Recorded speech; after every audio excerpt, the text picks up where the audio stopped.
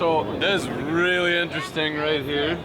Is the little 2.8. There's nothing else to see other than this little 2.8 Cummins powering this big, massive Jeep. There's nothing else. And it's an entendre because it's called the Big Willie.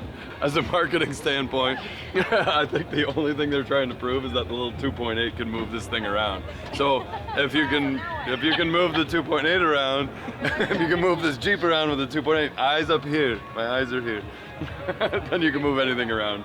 Let's go check out some more of the 2.8. You think people will take pictures of me if I get up there? Start moving my hair around?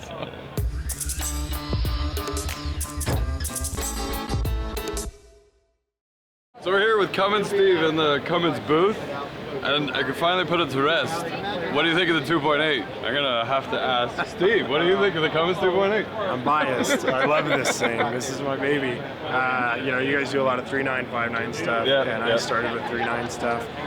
But after living with a 3.9 and a CJ7 as a daily driver for years, I loved that Jeep, I love that engine. I can say that I can actually go through a drive-through with this and like order coffee and like pull into the neighborhood late night and not upset everybody. But like, well, that's half the fun. No, it's half the fun, and then that half disappears really quick. Yeah. Because it's like, look at me, I'm driving a tractor. Yeah, it's like, I'm trying to talk on the phone, but I can't. Like, now, like the other part of it is the drivability. So my 3.9, I kept it stock because if you keep Cummins stock, like it's gonna run forever. And it was a bread truck 3.9, and it was great for driving around town. I'd get on the interstate, and it's like, I'm in my Cummins, I'm gonna pass a semi. Nope, no, I'm not. I'm just gonna dip back here.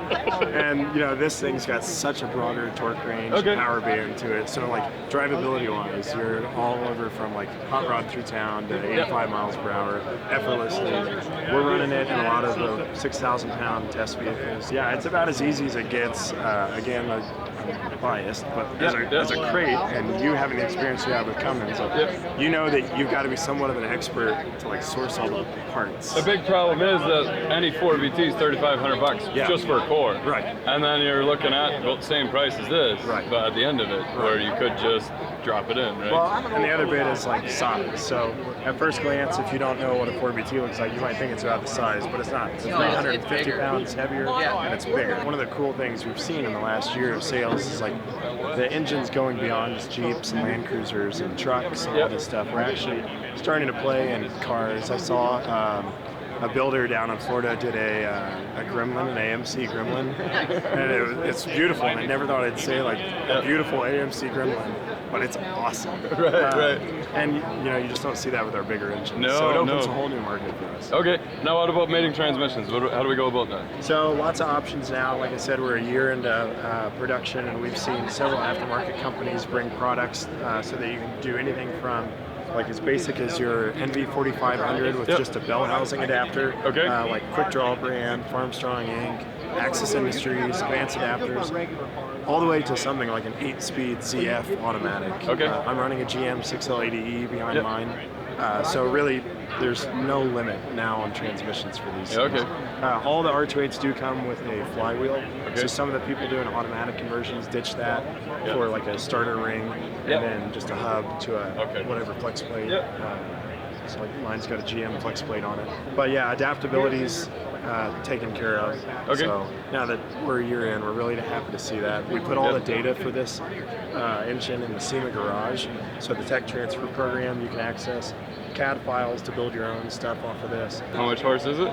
Yeah, so 161. 161, and how much is torque? 300? 310 at 1800. But now we're a year in, somebody's already hacked it and got... Oh God, yeah, like I think a month in I saw the first like EFI Live tune for this. And, here at the show, I know of at least 2 that are tuned. The Volvo being one of them. So it's a 1964 pre-emissions car, so you can do whatever he wants. He's putting down a nice, modest 375 foot-pounds to the rear. There's a 60 series Land Cruiser outside. He's putting 414 down. You're talking horse or torque? Torque. Yeah, he's floating around 200 horsepower. I'm not sure where he's at on horsepower. But those are all stock parts, stock internals, just straight tuned. Just straight tuned without touching it. Fantastic. So people are playing with it. I've not seen, I saw somebody tease on Instagram last week holding a compound turbo setup to one of them. Well, we're compound guys. Yeah. So come on, we'll figure it out. That 2-year warranty might be off the table for you, but yeah. I want to see you do it. Selfishly. In the stock Cal, you'll float highway speeds around 22 psi. You'll see peaks around 27, 28 psi. But yeah, don't do 70. No, right on. No. I think ARP has head bolts for it, but yeah, don't do 70. That's awesome.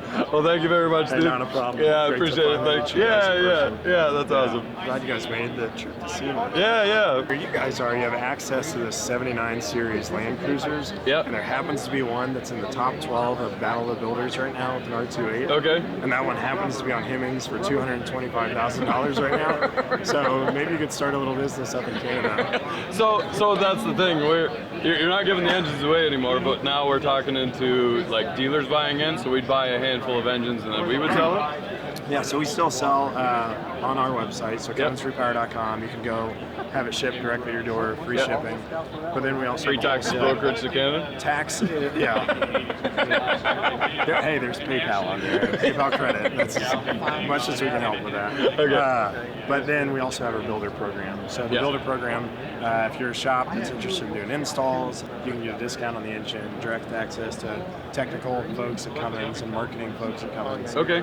So it's a cool program, but it really helps us kind of make sure people know what to do with the engine. Right. If they buy it and they've never played with the diesel before, they have questions, we want to make sure that their customer's happy, because this is opening the door to people who traditionally have just played with gas. Yeah. You know, your 3.9s and 5.9s, our Cummins diehards, like that's a unique bunch. We're trying to help bridge that information gap with the builder program. We're interested in that. We're actually going to the seminar tomorrow. So, what that means is if you're watching the channel and you want an R2.8 and you're serious about it, hit us up at DEBOSSGARAGE@gmail.com. People have always been asking my opinions on the 2.8, and I really don't have one in my hands yet, but I feel it's coming soon.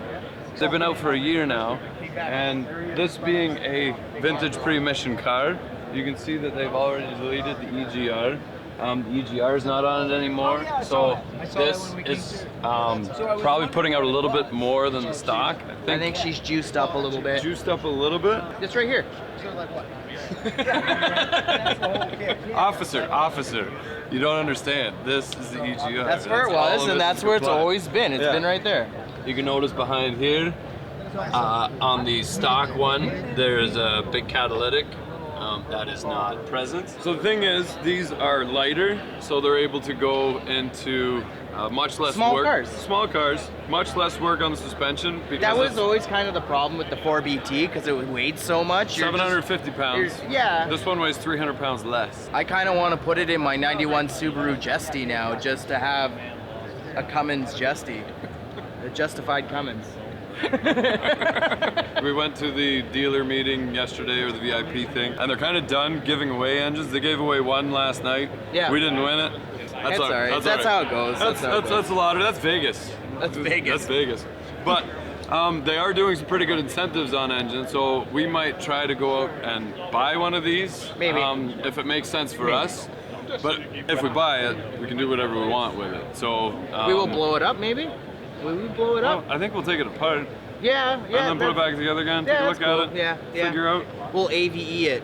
That'll allow us to play with the tune and stuff too, and figure that out, dyno it, and have some fun with it. So I kind of want to get my hands on it, just because people have been asking about it. If we buy it, we can do whatever we want with it. And it's because of you guys watching and Patreons and stuff that allow us to do stuff like that. So we've met some companies that do the adapter plates. Yep. Basically got everything figured out. Just need the motor. We're gonna happen at some point. We don't know when, but we will be getting a 2.8 at some point. If you guys are interested in this one, this is a pretty cool bowl. There's see that on the seat? Is it really? It's for sale? Sweet. So Steve, do you trust us as an installer? Hell yes. Yeah, Thanks, man. I've seen your work in that. Yeah. Thanks, man. Subscribe. Awesome. Thank you very much. Yeah. I didn't think they'd have a 2.8 that would fit into a Jeep.